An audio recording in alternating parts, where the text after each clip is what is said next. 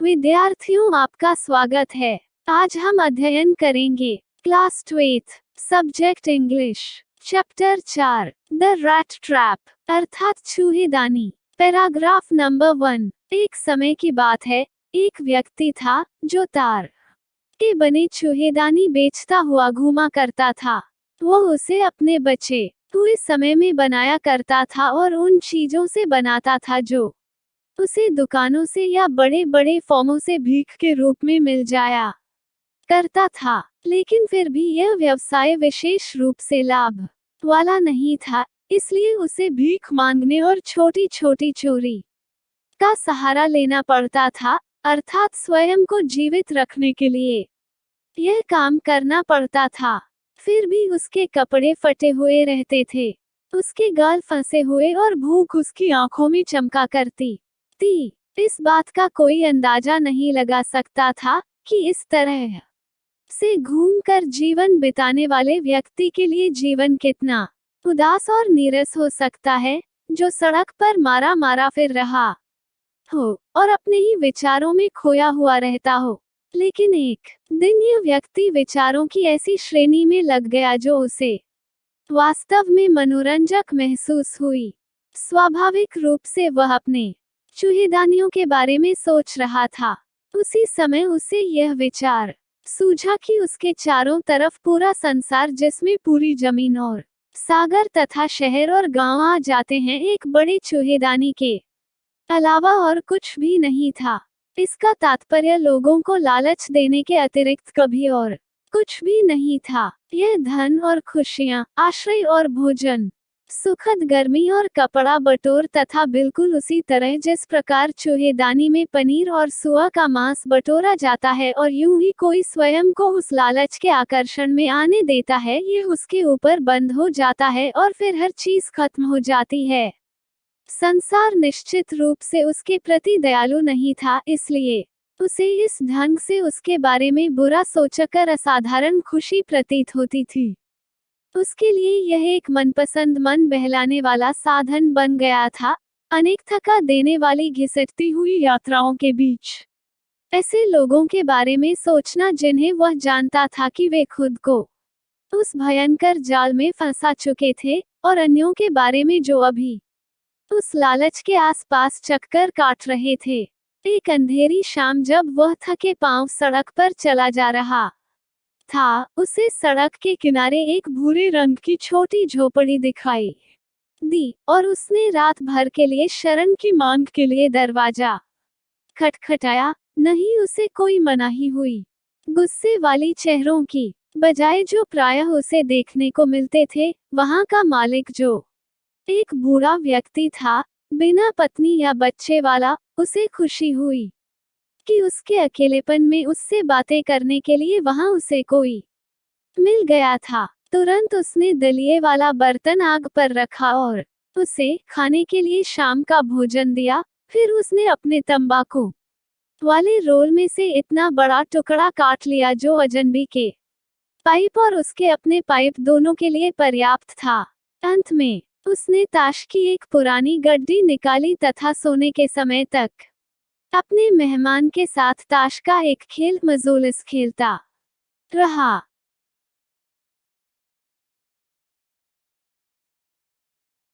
Paragraph number 2। वृद्ध व्यक्ति अपने स्वयं के भेद की बातों में उतना ही उदार था जितना वह दलिए और तंबाकू में था। मेहमान को तुरंत यह बता दिया कि उसके संपन्न वाले दिनों में उसका मेजबान रामसजो आयरन वर्क्स वाली जगह में एक छोटा निजी फार्म रखा करता था और वह उस जमीन पर काम करता था। अब जबकि वह दिन भर की मेहनत का काम करने के योग्य नहीं रहा, तो यह उसकी गाय थी जिससे उसका गुजारा चलता था। हाँ, वह एक विलक्षण गाय थी। वह रोज मक्खन निकालने वाले कारखाने में दूध दे सकती थी और पिछले महीने ही उसे भुगतान के रूप में 30 क्रोनर स्वीडन की मुद्रा मिले थे। अजनबी को निश्चय ही विश्वास नहीं हुआ होगा, क्योंकि वृद्ध व्यक्ति अपनी जगह से उठा तथा खिड़की की तरफ गया। वहां से चमड़े की एक छोटी थैली नीचे उतारी जो उसी खिड़की के फ्रेम में एक कील के साथ लटकी हुई थी और उसमें से 10 10 क्रोनोर के 3 मुड़े हुए नोट निकले। उसे उसने अपने मेहमान की आंखों के सामने पकड़कर दिखाया, जानबूझकर सिर हिलाते हुए, और फिर उन्हें थैली में दूंस दिया। दूसरे दिन दोनों व्यक्ति ठीक वक्त रहते उठ गए। छोटे फार्म वाला व्यक्ति अपनी गाय को दुहने की जल्दी में था और दूसरे व्यक्ति ने संभवतः यह सोचा कि उसे बिस्तर में नहीं पड़े रहना चाहिए, जबकि घर का मालिक उठ खड़ा हुआ। वे एक ही समय में झोपड़ी में से निकल गए। छोटे बाड़े वाले ने दरवाजे को ताला लगाया और चाबी अपनी जेब में डाल लिया। मूसदानी वाले व्यक्ति ने विदा कहा और धन्यवाद भी दिया, और इसके तुरंत बाद ही दोनों अपने अपने रास्ते हो लिए। लेकिन आधे घंटे के बाद वह मूसदानी की फेरी लगाने वाला व्यक्ति फिर से दरवाजे के सामने खड़ा था, लेकिन वह अंदर जाने की कोशिश नहीं की। वह केवल खिड़की तक गया, एक तख्ते को तोड़ा, अपना हाथ अंदर की ओर बढ़ाया और 30 क्रोनोर वाली थैली को पकड़ लिया। उसने पैसे निकाले और अपनी जेब में भर लिया। फिर उसने चमड़े वाली थैली को बहुत सावधानी पूर्वक उसकी जगह पर लटका दिया और अपने रास्ते चला गया। Paragraph number 3। जब वह अपनी जेब में पैसे लिए हुए जा रहा था तो उसे अपनी चतुराई पर बहुत खुशी महसूस हो रही थी। निश्चित उसे महसूस हुई कि उसे पहले तो बड़ी आम सड़क पर चलते रहने का साहस नहीं करना चाहिए, बल्कि सड़क से दूर हो जाना चाहिए, जंगल में चले जाना चाहिए। पहले घंटों के बीच उसे इसमें कोई कठिनाई नहीं हुई। दिन में बाद के समय यह काम थोड़ा कठिन हो गया, क्योंकि यह एक बड़ा और उलझाने वाला जंगल था जिसमें वो घुस गया था। वह इस बात को निश्चित करने की कोशिश किया कि एक ही दिशा में चलता रहे, किंतु रास्ते घूम घूम कर बहुत विचित्र ढंग से आगे पीछे होते जा रहे थे। वह जंगल के अंत तक पहुंचे बिना ही चलता रहा, और अंत में उसे महसूस हुआ कि वो जंगल के उसी भाग में चक्कर काटे जा रहा था। अचानक उसे संसार के बारे में और चूहेदानियों के बारे में उसका विचार फिर से याद आने लगा। अब उसकी अपनी बारी थी। वो एक चारा के लालच में मूर्खतापूर्ण ढंग से आ गया था और पकड़ा गया। अपने तनों और डालियों सहित पूरा जंगल अपनी झाड़ियों और टूटे हुए तनों सहित उसके आसपास एक अभेद जाल की भांति घिरा आ रहा था, जिससे वो कभी नहीं बच सकता था। दिसंबर महीने के अंतिम दिन थे। जंगल में अंधेरा छाने लगा था। इससे खतरा और बढ़ गया और इसने उसकी निराशा और उदासी को बढ़ा दिया। अंत में उसे कोई चारा नहीं दिखाई दिया और वह जमीन पर ही ढेर हो गया, क्योंकि थकान के कारण उसकी जान निकली जा रही थी, यह सोचते हुए कि उसके अंतिम क्षण आ गए थे। लेकिन जो ही उसने अपना सिर जमीन पर रखा, उसे एक आवाज सुनाई दी, एक तेज थपथपाहट की आवाज। इसमें कोई संदेह नहीं था कि वो आवाज किसकी थी। वे किसी लोहे की मिल में किसी हथौड़े के पड़ने की आवाजें हैं। उसने सोचा वहां आसपास जरूर कोई होगा। उसने अपनी ताकत दिखाई उठा और लड़खड़ाते हुआ उस आवाज वाली दिशा की तरफ चल दिया। रामपुर जो आयरन वर्क्स, जो अब बंद पड़ा हुआ है। काफी समय पूर्व ऐसा नहीं होता था। उस समय यह एक विशाल कारखाना था जिसमें लोहा पिघलाने की भट्टी थी, रोलिंग मिल थी और एक लोहा गर्म करने की भट्टी थी। गर्मी के दिनों में भारी लदी हुई किस्कियों की लंबी लाइनें, चपटी पेंदे वाली नावों की पंक्तियां नहर में आती जाती रहती थी, जो शहर के भीतर तक की एक विशाल झील तक जाती थी। और अतीत के दिनों में मिल के नजदीक वाली सड़कें उस पूरे कोयले की धूल से काली थी और कच्चे कोयले के बड़े बड़े क्रेटों में से रिस रिस कर गिर जाती थी।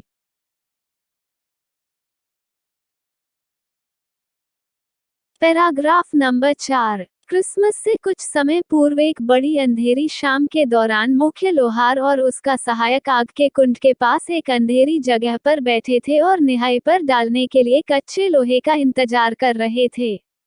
थोड़ी थोड़ी देर बाद उनमें से एक लंबी लोहे की सलाख लिए हुए देखते हुए ढेर को हिलाने के लिए खड़ा होता था, फिर कुछ क्षण में लौट आता था, पसीने से तरबतर हो जाता था, फिर जैसा कि उसे आदत थी उसने एक लंबी कमीज और लकड़ी के जूतों के एक जोड़े के अतिरिक्त और कुछ नहीं पहना होता था।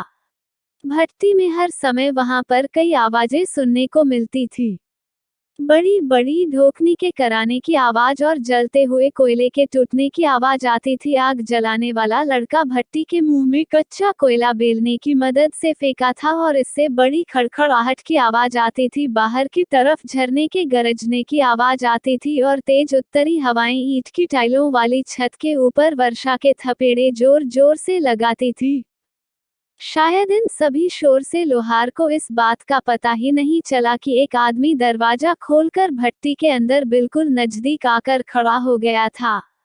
निश्चित ही यह कोई साधारण बात नहीं थी कि गरीब बेघर आदमी जिनके पास रात बिताने के लिए कोई बेहतर शरण नहीं होती थी, वे भट्टी की तरफ आकर्षित होकर चले आते थे। उस रोशनी की चमक के कारण जो धुएं से काले हुए सीटों में से बच निकलती थी और वह आग के सामने स्वयं को गर्म करने के लिए वहां अंदर आ जाते थे। लोहारों ने उसे बिना पूछे अंदर आने वाले की तरफ केवल गैर रश्मि ढंग से तथा असावधानी से देखा। वह देखने में वैसा ही लगा था जैसा कि दूसरे लोग लगते थे। लंबी दाढ़ी वाला, गंदा हटे चिथड़े पहने हुए और उसकी छाती पर चूहे रानियों का एक गुच्छा सा लटकता था। वो वहां रुकने की इजाजत मांगा और मुख्य लोहार ने सिर हिलाकर उसके स्वागत में जोरदार हाँ बोल दिया।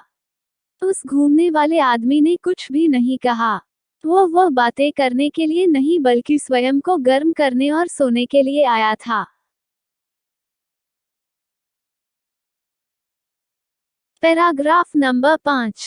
उन दिनों रामसो आयरन मिल का मालिक एक बहुत ही महत्वपूर्ण लोहा मालिक हुआ करता था, जिसकी सबसे बड़ी इच्छा यह होती थी कि बाजार में अच्छा लोहा भेजा जाए। वह दिन रात दोनों पर ध्यान रखता था कि काम जितना संभव हो सके अच्छे ढंग से हो, और इसी बीच रात के समय वह भट्टी में आ गया। स्वाभाविक रूप से उसने सबसे पहले यह बात देखा कि वह फटीचा हाल वाला व्यक्ति जो आराम से भट्टी के इतने नजदीक था, उसके गीले कपड़ों से भाप उठा रही थी। आयरन मास्टर ने लोहारों वाले उदाहरण का अनुसरण नहीं किया जिन्होंने अजनबी की तरफ देखने की मुश्किल से कोई इच्छा की थी। वो उसके और नजदीक गया, ध्यान से उसको देखा, फिर उसको ठीक से देखने के लिए उसकी टोपी को खींचकर हटा दिया। निसंदेह है यह तो तुम हो, निर्णय लो, उसने कहा। तुम दिखने में कैसे लग रहे हो? चूहे रानियों वाले व्यक्ति ने रामसो के आयरन मास्टर को पहले कभी नहीं देखा था और उसका नाम भी नहीं जानता था, लेकिन उसके दिमाग में यह बात आया कि यदि वह सब व्यक्ति उसे एक पुराना परिचित व्यक्ति मानने लगे तो शायद उसे कुछ क्रोनूर भेंट कर दी, इसलिए वह एकदम से उसका भ्रम नहीं तोड़ना चाहता था। हाँ, इस पर जानता है मेरी हालत खराब होती गई है, उसने कहा। आयरन मास्टर ने कहा, तुम्हें रेजिमेंट से त्यागपत्र नहीं देना चाहिए था, वही गलती थी। यदि मैं उस समय भी नौकरी में रहा होता तो ऐसा कभी नहीं होता। ठीक है, तो अब तुम मेरे साथ मेरे घर चलोगे।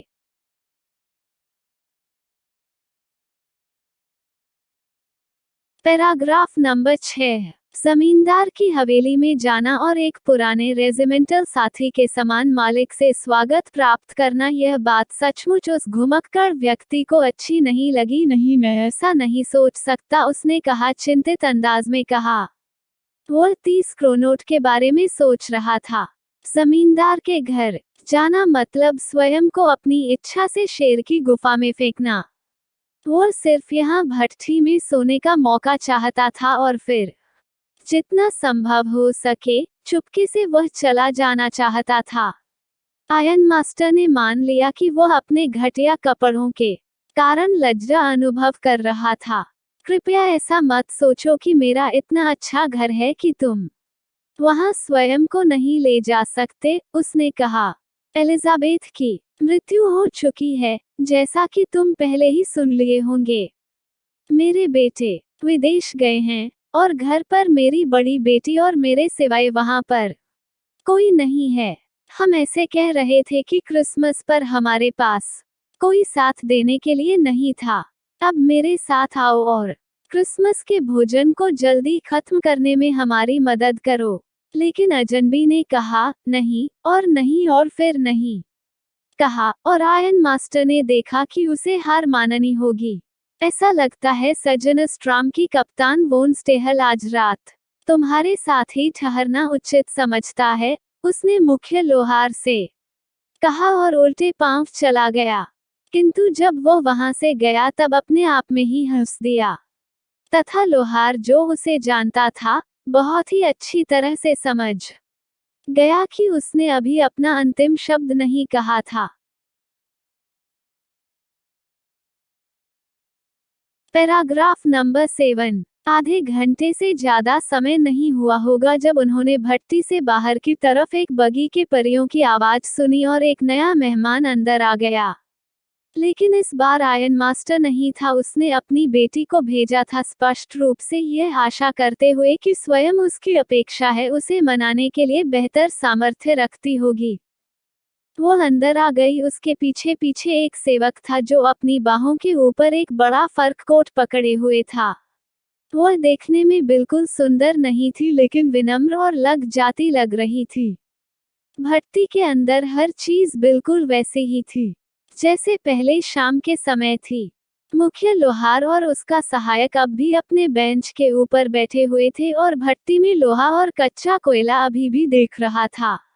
अजनबी स्वयं फर्श पर लेटा था और अपने सिर के नीचे लोहे का एक टुकड़ा रखा था और अपनी टोपी को अपनी आंखों के ऊपर खींच कर रखा था। जो ही युक्ति की नजर उस पर पड़ी वो उसके नजदीक गई और उसकी टोपी उठा दी।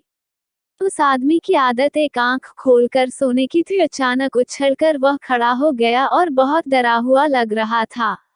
मेरा नाम एडला बिल मेंशन है, युवती ने कहा। मेरे पिता घर पर आए थे और उन्होंने कहा कि आप आज रात यहाँ भट्टी में सोना चाहते थे। फिर मैंने उनसे अनुमति मांगी कि यहाँ आकर आपको अपने साथ ले जाऊं। कप्तान साहब, मुझे बहुत दुख हुआ है कि आपका इतना खराब समय चल रहा है। उस लड़की ने उसकी तरफ भारी आंखों से दयालुता के भाव से देखा कि वो व्यक्ति डरा हुआ लग रहा था। या तो उसने कोई चीज चुरा ली है या फिर जेल से भागा है, उसने सोचा, और फिर जल्दी से बोली, कृपया आप इस बात का विश्वास कीजिए कि आपको वहां से जाने की उतनी ही आजादी होगी जितनी वहां आने की। कृपया हमारे साथ क्रिसमस के अवसर पर रुकेगा। उसने यह बात इतनी विनम्रता पूर्वक ढंग से कही थी कि चूहे जाने की फेरी लगाने वाले व्यक्ति को उस पर निश्चय भरोसा हो गया होगा। मैं यह बात कभी सोच नहीं सकता था देवी जी कि आप मेरे लिए स्वयं इतना कष्ट उठाएंगे, उसने कहा। पूर्णविराम, मैं अभी आपके साथ चलूंगा।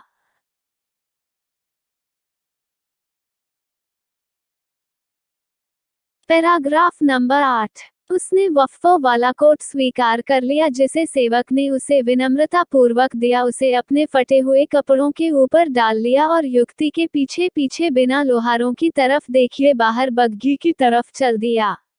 लेकिन जब वो बगी में सवार होकर जमींदार के घर की तरफ जा रहा था तो उसे बुरा पूर्वाभास होने लगा। उसने सोचा, अरे मेरी बदकिस्मती, मैं उस आदमी से पैसे क्यों लिए? अब मैं पिंजरे में बैठा हूँ और इससे कभी बाहर नहीं निकल पाऊंगा। दूसरे दिन क्रिसमस था और जब आयन मास्टर नाश्ते के लिए डाइनिंग रूम में आया तो वह संभवतया संतोषपूर्वक उसी पुराने रेजिमेंटल साथी के बारे में सोच रहा था जिससे वह इतने अप्रत्याशित रूप से मिला था। सबसे पहले हमें इस बात पर ध्यान रखना होगा कि उसकी हड्डियों के ऊपर थोड़ी चर्बी आ जाए, उसने अपनी बेटी से कहा जो टेबल को ठीक करने में व्यस्त थी। और फिर हमें यह देखना होगा कि प्रदेश का चक्कर काटते हुए चूहे जानी बेचने की बजाय उसे करने को कोई दूसरा काम मिल जाए। बड़ी विचित्र बात है कि उसकी हालत इतनी ज्यादा खराब हो गई है, लड़की ने कहा। कल रात मुझे नहीं लगता ऐसा कुछ भी होगा उसके विषय में जिससे पता चले कि वो कभी भी एक शिक्षित व्यक्ति रहा होगा। पिता ने कहा, मेरी छोटी बच्ची, तुम्हें थोड़ा ध्यान रखना चाहिए। जैसे ही बहुत साफ सुथरा हो जाएगा और कपड़ा पहन लेगा तो तुम्हें कुछ अलग ही दिखाई देगा। कल रात भर स्वाभाविक रूप से घबराया हुआ था। जब वो आवारागर्दी वाले वस्त्रों का त्याग कर देगा तब वो आवारागर्दी वाले तौर तरीके उसका साथ छोड़ देंगे। जैसे कि उसने यह शब्द कहे दरवाजा खुला और अजनबी ने अंदर प्रवेश किया। हाँ, वो अब बिल्कुल साफ सुथरा और अच्छे कपड़े पहने हुए था। नौकर ने उसे नहला दिया था, उसके बाल काट दिए थे और उसकी दाढ़ी बना दी थी। इसके अलावा उसने देखने में अच्छे कपड़ों का एक जोड़ा पहना हुआ था जो आयरन मास्टर का था। वो एक सफेद कमीज पहना था और स्टॉट लगे कॉलर डाला हुआ था और नए बिना टूटे हुए जूते पहना था। यद्यपि उसका मेहमान अब इतना अच्छे से सजा हुआ था, फिर भी आयरन मास्टर प्रश्न दिखाई नहीं दिया। वह चोरी चढ़ाते हुए उसकी तरफ देखा। यह समझना आसान था कि जब उसने भट्टी के धुंधले प्रकाश में उस अजनबी को देखा था तो उससे शायद कोई गलती हो गई थी, लेकिन जब वह दिन की रोशनी में वहां खड़ा था तो उसे एक पुराना परिचित व्यक्ति समझने की गलती कर बैठना एक असंभव बात थी। इसका क्या अर्थ है? उसने चिल्लाते हुए कहा। अजनबी ने स्वयं की असली से छिपाने का कोई प्रयास नहीं किया। वो तुरंत समझ गया कि इस वैभव का अंत हो चुका था। श्रीमान जी, यह मेरी गलती नहीं है, उसने कहा पूर्ण विराम में। एक गरीब व्यापारी होने के अतिरिक्त अन्य कोई नाटक नहीं किया था और मैं आपको समझाया था तथा गुजारिश की थी कि मुझे वहां भट्टी में रुकने की इजाजत दी जाए, लेकिन कोई हानि नहीं हुई है। मैं अपने फटे कपड़े फिर से पहन सकता हूँ और यहाँ से जा सकता हूँ। ठीक है, आयरन मास्टर ने थोड़ा छलकते हुए स्वर में कहा। वो पूरी ईमानदारी वाली बात भी नहीं थी। तुम्हें ऐसा स्वीकार करना होगा और मुझे हैरानी नहीं होगी यदि शरीफ इस विषय में कुछ कहना चाहेगा। Paragraph number 9। घुमंतू व्यक्ति ने एक कदम आगे बढ़ाया और अपनी मुट्ठी को टेबल पर पटका। अब मिस्टर आयरन मास्टर, मैं आपको एक बात बता देता हूँ। कि बात कैसी है? उसने कहा। यह पूरा संसार एक बड़े चूहेदानी के अतिरिक्त कुछ भी नहीं है। सभी अच्छी अच्छी चीजें जो आपको प्राप्त हुई है केवल मोटे पनीर के टुकड़ों और सुअर मांस के टुकड़ों के अलावा कुछ नहीं है, जो एक गरीब व्यक्ति को मुसीबत में घसीटने के लिए सजाए गए हैं और शेरिफ आबा जाता है और मुझे इस कारण से जेल में डाल देता है। तो आपको मिस्टर आयरन मास्टर अवश्य याद रखना चाहिए कि एक दिन आ सकता है जब आप स्वयं सुअर मांस का एक टुकड़ा लेना चाहेंगे और फिर आप जाल में फंस जाएंगे। उद्धरण चिन्ह। आयरन मास्टर हंसने लग गया। मेरे अच्छे मित्र, यह बात इतने बुरे ढंग से नहीं कही गई है। क्रिसमस पर हमें शेरिफ को एक तरफ रख देना चाहिए, लेकिन अब यहाँ से जितनी जल्दी हो सके निकल जाओ। लेकिन जैसे ही वो व्यक्ति दरवाजा खोला, लड़की बोल उठी, मैं समझती हूँ कि उसे आज के दिन हमारे साथ रहना चाहिए। मैं नहीं चाहती कि वह जाए। और इतना कहते हुए उसने जाकर दरवाजा बंद कर दिया। यह तुम क्या पागलपन कर रही हो? पिता ने कहा। बेटी वहां घबराई हुई खड़ी थी और कुछ भी समझ में नहीं आ रहा था कि क्या उत्तर दे। उस दिन सुबह उसे कितनी प्रसन्नता महसूस हो रही थी जब वो सोच रही थी कि वो बेचारे भूखे गरीब व्यक्ति के लिए चीजें कितनी घर के जैसी और क्रिसमस के अनुसार तैयार कर देगी। वो इस विचार को तुरंत दिमाग से नहीं निकाल सकती थी और यही कारण था कि उसने उस घुमंतू आदमी का पक्ष लेकर मध्यस्थता की थी। मैं यहाँ इस अजनबी के बारे में सोच रही हूँ, युवती ने कहा। वो वर्ष भर चलता रहता है और पूरे देश में संभवतः एक भी ऐसी जगह नहीं है जहां उसका स्वागत हो और वहां घर के जैसा महसूस कर सके। वो जहां कहीं भी जाता है उसे वहां से भगा दिया जाता है। उसे हमेशा भय लगा रहता है कि उसे बंदी बना लिया जाएगा और उससे पूछताछ होने लगेगी। मैं चाहती हूँ कि वो यहाँ हमारे साथ शांति का एक दिन बिताए, पूरे वर्ष में केवल एक दिन। आयरन मास्टर ने अपनी दाढ़ी में ही कुछ अस्पष्ट आवाज में कहा। वो उसका विरोध करने में स्वयं को जुटा न सका। संदेह यह सब एक गलती थी, वो बोलती गई। लेकिन कुछ भी हो, मैं नहीं समझती कि हमें एक मनुष्य को यहाँ से भगा देना चाहिए जिसे हमने आने को कहा है और जिसके साथ हमने क्रिसमस की खुशियां बांटने का वादा किया है। उद्धरण चिन्ह। तुम एक ईसाई पुरोहित से भी घटिया उपदेश देती हो, आयरन मास्टर ने कहा। मैं केवल इतना आशा करता हूँ कि तुम्हें बाद में इसका पश्चाताप नहीं करना पड़ेगा।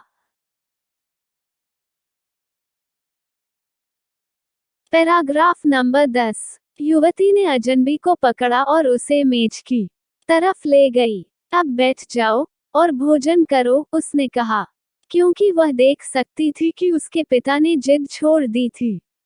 चूहेदानी वाले व्यक्ति ने एक शब्द भी नहीं कहा, वह केवल बैठ गया और खाने में स्वयं की मदद करने लगा। कुछ देर वह युवती की तरफ देखता था जिसने उसके पक्ष में मध्यस्थता की थी। उसने ऐसा क्यों किया था? इसके पीछे कैसा सनकी विचार हो सकता था? इसके बाद रामसजो में क्रिसमस उसी प्रकार गुजर गया जैसे हमेशा गुजरता था। अजनबी ने कोई परेशानी पैदा नहीं की क्योंकि उसने सोने के अतिरिक्त और कुछ नहीं किया। पूरा तीसरा पहर वह मेहमानों वाले एक कमरे में सोफे पर पड़ा रहा और लगातार सोता रहा। दोपहर के समय उन्होंने उसे जगाया ताकि वह बढ़िया क्रिसमस भोज में से अपना हिस्सा ले सके, लेकिन इसके बाद वह सो गया। ऐसा लगता था जैसे अनेक वर्षों से वह इतनी शांति और सुरक्षा से सो नहीं पाया था जितना कि यहाँ रामसजो में सो रहा था। शाम को जब क्रिसमस पेड़ को रोशन किया गया तो उन्होंने उसे दोबारा जगाया। फिर वह कुछ देर तक बैठक कक्ष में खड़ा रहा, आंखें झपकता हुआ मानो मोमबत्ती की रोशनी से उसे तकलीफ पहुंच रही हो, तथा उसके बाद वह फिर से गायब हो गया। 2 घंटे बाद उसे फिर से जगाया गया, तब उसे नीचे भोजन कक्ष में जाना पड़ा और क्रिसमस वाली मछली और दलिया खाना पड़ा। जैसे ही वे मेज पर से उठे, वहां उपस्थित प्रत्येक व्यक्ति के पास एक एक करके गया और धन्यवाद और शुभ रात्रि कहा। लेकिन जब वो उस युवती के पास आया तो उस युवती ने यह बात उसे समझा दी कि उसके पिता की इच्छा थी कि वह सूट जो वह पहने हुए था वह उसे एक क्रिसमस उपहार होगा, उसे वह वापस करने की जरूरत नहीं थी। और यदि वह अगला क्रिसमस त्योहार ऐसी जगह पर बिताना चाहता हो जहां पर आराम से समय बिता सके तथा यह निश्चित रखे कि उस पर कोई बुराई नहीं आएगी, तो उसका वहां दोबारा स्वागत होगा। इस पर चूहेदानी वाले व्यक्ति ने कोई उत्तर नहीं दिया। वह असीम हैरानी से युवती की ओर देखता रहा। Paragraph number 11। दूसरे दिन सुबह आयरन मास्टर और उसकी बेटी सुबह की क्रिसमस पूजा पर पहुंचने के लिए ठीक समय पर उठ गए थे। उनका मेहमान अभी भी सोया था और उन्होंने उसकी नींद को भंग नहीं किया। लगभग 10 बजे जब वे गाड़ी में सवार होकर चर्च से आ रहे थे तो यूपी निराशा में अपना सिर नीचे छुपाए बैठी थी। पूर्णविराम चर्च में उसे पता चला था कि आयरन वक्त का एक पुराना छोटा जमींदार एक आदमी के द्वारा ठगा गया था जो चूहे दानी बेचते हुए घूमा करता था। हाँ, वह एक अच्छा आदमी था जिसे हमने घर के अंदर प्रवेश करवा लिया था। उसके पिता ने कहा, मुझे शंका है कि पता नहीं अब तक अलमारी में कितने चम्मच बचे होंगे। बगी मुश्किल से ही आगे वाली दरवाजे पर रुकी होगी कि आयरन मास्टर ने नौकर से पूछा कि क्या वह अजनबी अभी भी वहां पर था। उसने यह भी बता दिया कि उसने चर्च में सुना था कि वह आदमी एक चोर था। नौकर ने जवाब में कहा कि वह आदमी जा चुका था और वह अपने साथ कोई भी चीज लेकर नहीं गया था। इसके विपरीत वह अपने पीछे एक छोटा सा पैकेट छोड़ा था जिसे मिस बिल मेंशन ने कृपापूर्वक के क्रिसमस उपहार के रूप में स्वीकार किया था। युग के पैकेट को खोला। पैकेट बहुत बुरी तरीके से बंधा हुआ था, लेकिन उसके अंदर का सामान दिखाई पड़ गया। उसकी एक छोटी सी चीख निकल पड़ी। उसमें एक छोटा सा चूहादानी मिला और उसके अंदर मुड़े हुए 10 के 3 प्रो नोट थे। लेकिन यह सब पूरा नहीं था। इस चूहेदानी में एक पत्र भी था जो बड़े बड़े और आने से 6 अक्षरों में लिखा हुआ था। सम्माननीय और शब्द में, क्योंकि आप पूरे दिन भर मेरे प्रति इतनी शालीन रही हैं मानो मैं कोई कप्तान था, मैं भी बदले में आपके प्रति श्रेष्ठ बनना चाहता हूँ मानो मैं सचमुच में एक कप्तान ही था, क्योंकि मैं नहीं चाहता था कि इस क्रिसमस के अवसर पर आप एक चोर के द्वारा परेशानी में पड़ें। किंतु आप यह पैसे सड़क किनारे वाले उस बूढ़े व्यक्ति को लौटा सकती हैं जिसकी पैसों वाली थैली खिड़की वाले फ्रेम के ऊपर लटकी रहती है। गरीब घूमने वालों को फंसाने के लिए एक प्रलोभन के रूप में। चूहेदानी उस चूहे की तरफ से एक क्रिसमस का उपहार है जो इस संसार रूपी चूहेरानी में फंस जाता है यदि उसकी पदोन्नति यह कप्तान के रूप में नहीं हुई होती, क्योंकि उस ढंग से उसे स्वयं को निर्दोष बनाने की शक्ति प्राप्त हो गई। मित्रतापूर्ण और उचित सम्मान के साथ लिखा, कप्तान वॉन स्टेहल।